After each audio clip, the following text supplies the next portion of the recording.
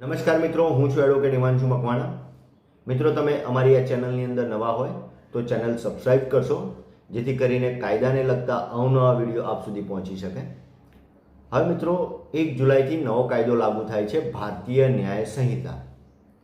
હવે આ કાયદા મુજબ જોઈએ તો જે કોઈ વ્યક્તિ બીજાને ત્રાસ થાય એ રીતે જાહેરમાં અશ્લીલ કૃત્ય કરે છે કે અશ્લીલ ગીતો ગાય છે કે અશ્લીલ કાવ્યો સંભળાવે છે કે જાહેર સ્થળે અશ્લીલ શબ્દોનું ઉચ્ચારણ કરે છે, તો શું થશે મિત્રો? તો મિત્રો, આ વ્યક્તિ વિરુદ્ધ ભારતીય ન્યાય સંહિતાની કલમ 296 પ્રમાણે ફરિયાદ પણ થઈ શકે છે અને આ ગુનો સાબિત થયેથી તે વ્યક્તિને 3 મહિનાની કેદ પણ થઈ શકે છે અને 1000 રૂપિયા સુધીનો દંડ પણ થઈ શકે છે. મિત્રો, વિડીયો ગમ્યો હોય તો લાઈક કરજો, શેર કરજો, કોમેન્ટ કરજો.